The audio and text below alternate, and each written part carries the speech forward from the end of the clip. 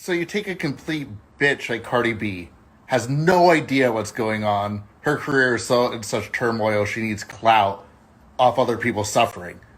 And she's like, he won't go help. Blah, blah, blah. He goes to a rock concert, this and that. Tries to use the situation to exploit, like the news. They're not like feeling sorry that my mom has to take care of 2 kids. Not really giving a fuck that my stepdad's probably 99% chance he's dead. That doesn't matter. Doesn't care how we feel. Just trying to like fucking make gains. People like trolling, getting hate mail, all these things. And it's just fucked up. And to have Cardi B behind it, Cardi B, like, fucking grow up, get some class. Like, you're tasteless. Now, that was the stepson of the billionaire responding to Cardi B after the whole situation. Honestly, I didn't think he will make a response video. But listening to this, it made me think, wow, so your mom had 2 sons and you're out at a concert? That's all I was thinking about. Unless he is one of the sons. And if that's the case, how old is this dude? But unfortunately, guys, the Titanic submersible end up imploding in the ocean. Apparently, according to them, they found some wreckage and piece parts of that little submarine. And what makes it worse, apparently the CEO of the company had been warned multiple times about his submersible being very dangerous. Deep coral reefs, other wreck sites, and so on. The safety record is the gold standard. Absolutely.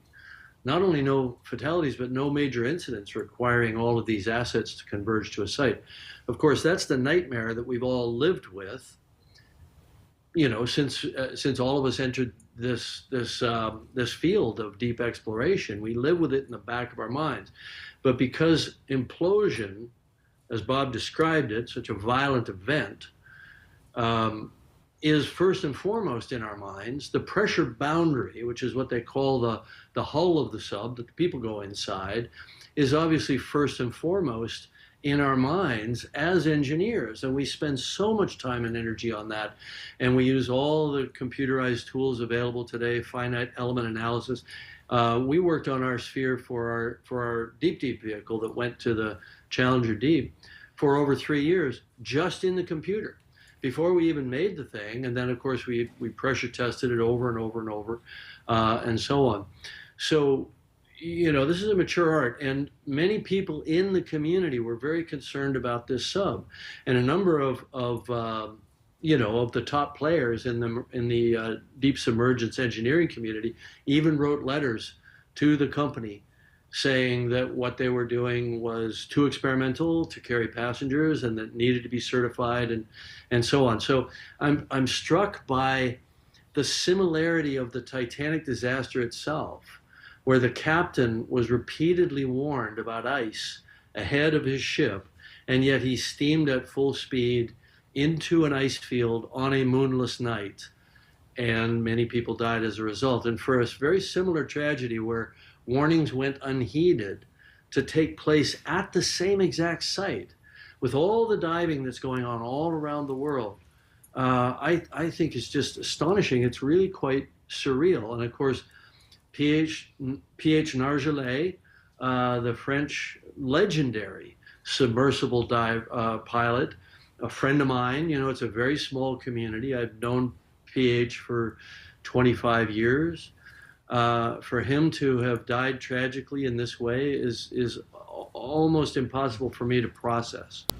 It's crazy to think that this person did not take any responsibility to really ensure the safety of these people, and it really makes me think, I hope that was on the waiver. Like, hey, we're not really that good, and the chance of this exploding, because I'm not really good at building this and etc., might explode in the ocean. But if so, it's like, how can you hold someone accountable who warned the people who were paying so much money to go on? A part of me holds the people who knew about this more accountable. Did they tell the public about this submersible being dangerous? Did they let everyone know? Did they let people know, hey, the chances of you dying is pretty high due to this, that? Or did they just send warnings to the company and the guy who's driving the ship or whatever? You know what I mean? Like, I feel like those people who knew and kept it a secret and didn't tell anyone or the public are more responsible than the man himself. Unless it wasn't detailed in the waiver, then yeah, he's definitely should be held accountable. My condolences definitely go out to the families and the people that have been affected because of this. It is a really sad situation, and it's really sad that people dehumanize these people just because they are billionaires.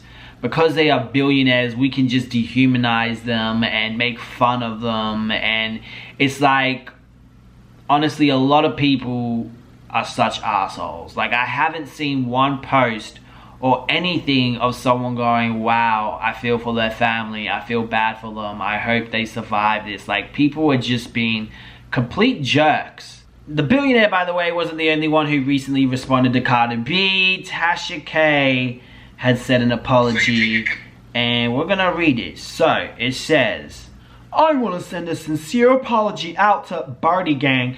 It's my fault as to why y'all don't have a second album. She's been caught with me for 6 years, distracted from her purpose. Now going on 7.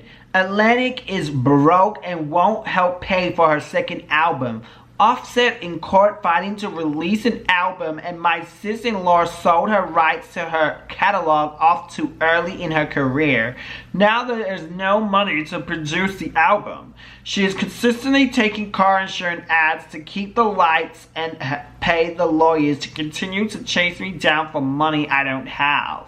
I'm so sorry for distracting y'all queen. Between me and the Sergions, we owe y'all a huge apology. Atlantic refuses to give her any money to produce a second album because they took such a loss on her first album that she is now starting to promote 6 years later.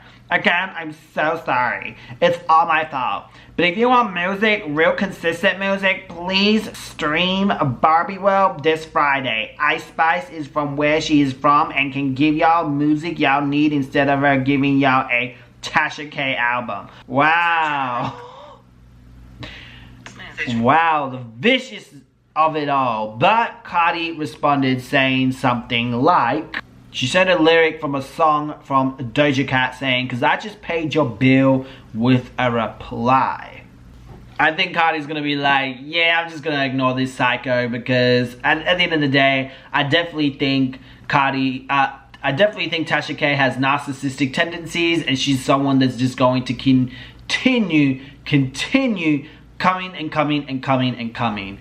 But hey, what would you guys do in that instance? Let me know in the comment section below. But hey, since you guys are here, make sure to go check out this video, and I'll see you guys in another one.